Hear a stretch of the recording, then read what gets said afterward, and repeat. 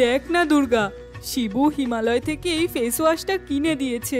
বলল মুখে মাখলে অল্প সময়ের মধ্যে মুখটা ব্রাইট হয়ে যাবে, কিন্তু যত মাখছি ব্রাইট হওয়া তো দূরের কথা, ব্ল্যাক থেকে ব্ল্যাকিশ হয়ে যাচ্ছি। ওসব ছাড়ো, তুমি যেমন আছো ওটাই ঠিক আছে। নিজেকে আর পেন্ট করে হোয়াইটিশ করতে হবে না। না, এবার অমাবস্যায় ভক্তদের সামনে যাব, ভাবছিলাম নিজেকে একটু অন্য রূপে সাজাবো, এই আর কি। ভক্তদের কাছ থেকে আর এইসব আশা করো না তো। বড় বড় উদ্যোক্তাদের থিম পুজোতে গিয়ে আমি নিজেকেই চিনতে পারছি না, সেই সাবেকিয়ানা আজ কোথায়। এরপর শিব সেখানে উপস্থিত হয়, মাথায় জটা, পরনে জিন্স আর একটা রং চঙে টি শার্ট। কি গো কালী, যাবার জন্য প্রস্তুত তো? হ্যাঁ, আমি কমপ্লিটলি রেডি। ছি ছি ছি ছি, কালী তুমি এভাবে যাবে? কিছু তো একটা পরো, না হয় অন্তত একটা শর্ট মিনি স্কার্ট তো পরো। পৃথিবীতে তোমাকে এমনভাবে দেখলে আমাকে বলবে, দেখো শিবের এমন ভিখারি দশা, কালীকে এক টুকরো কাপড় পর্যন্ত দিতে পারেনি।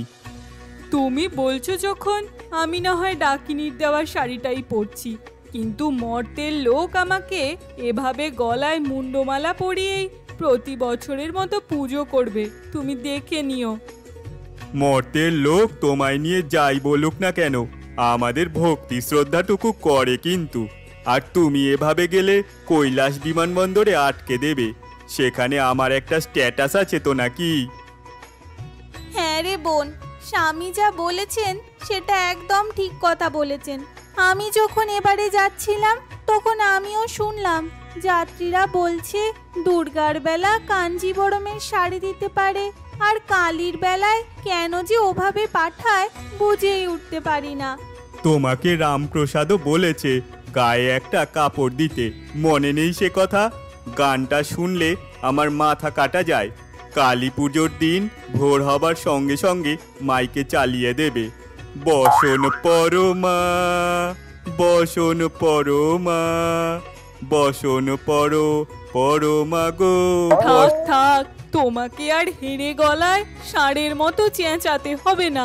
তোমার কথা মতো একটা মিনি পরে নেবক্ষণ, আর সঙ্গে করে ডাকিনীর দেওয়া শাড়িটাও নিয়ে যাব। আফ্রিকান বউকে সঙ্গে করে মরতে নিয়ে যাবে, তার আবার স্ট্যাটাস। হ্যাঁ,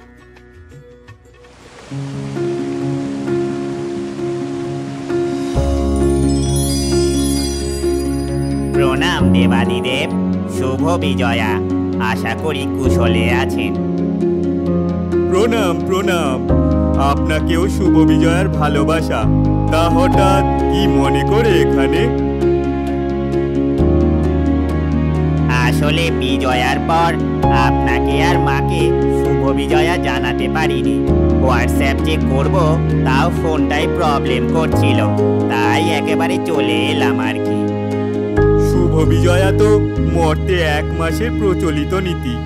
উমা ফিরে আসার পরেই মিষ্টি খাবে বলে লোকে শুভ বিজয়া করে, তা আপনিও কি? মায়ের হাতের মিষ্টান্ন পরম উপাদেয়, একটা সেবন করলেই একদিনের আহার সমাপন হয়ে যায়। বেশ বেশ, আমি নন্দীকে বলে আনিয়ে দিচ্ছি। এত তাড়াহুড়োর কিছু নেই। তা মহাদেব, আগামী অমাবস্যায় কি আপনি মর্তে যাচ্ছেন দেবী কালিকার সাথে? ওটা তো যেতেই হবে। ওর যা রাগ, কখন কোথায় কি ঘটে বলা যায় না, তাই আমি না গেলে ওকে সামলানো খুবই দুষ্কর। হতে পারি আমি ওর স্বামী, এই কটা দিন আমি হয়ে যাই ওর আসামি, তাই ওর পায়ের তলায় পড়ে থাকি চুপিসারে।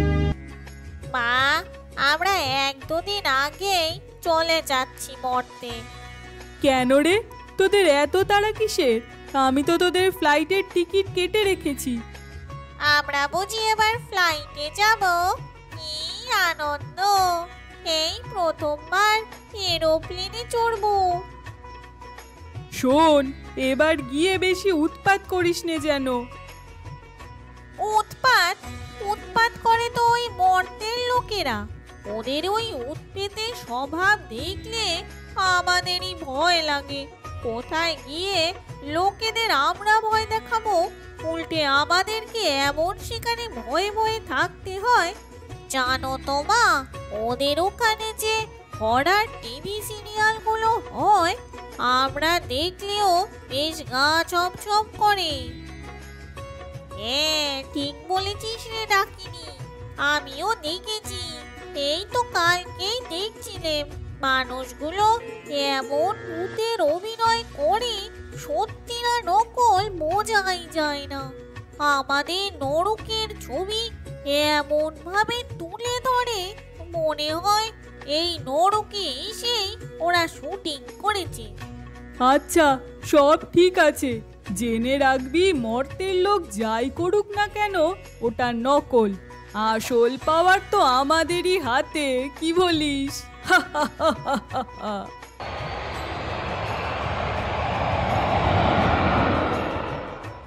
তা বিমানে করে যাচ্ছেন এমন কালিমার্কা বউ নিয়া? এত সুন্দরী মাইয়া থাকতে এই কুৎসিত্রে আপনার পছন্দ হইল? দেখুন মশাই, আমার বউ কালী হোক, দুর্গা হোক, জগদ্ধাত্রী হোক, তাতে আপনার কি? হ্যাঁ, বেশি পেন্ডাই করলে না বিমান থেকে কেন এই দুনিয়া থেকে আউট করে দেব। কালী দেখেছো? কালীর তেজ দেখনি? এখন কালির যুগ চলে গিয়েছে, এখন আমরা ইউজ অ্যান্ড থ্রো ব্যবহার করি, মোবাইলে টাইপ করি, বুঝলেন? কথাটা শুনে কালী যায় ক্ষেপে। উঠে গিয়ে শিবকে সরিয়ে বলে, মেয়েদের যদি সম্মান করতে না জানিস তো এক কোপে নরক দেখিয়ে দেব। ওই সময় ছুটে আসে এরোপ্লেনের এক সেবিকা। সরি ম্যাম, আমাদের দেখা উচিত ছিল, আপনাদের উনি বিরক্ত করছেন। You take your seat, I am reaching him to his correct destination. Thank you. এই বলে কালী আর শিব নিজের জায়গায় বসে। এই কারণে আমাকে তোমার সাথে সাথে থাকতে হয়। কোথায় যে কি রূপ দেখাও, আমি মাঝে মাঝে ভিমড়ি খেয়ে যাই।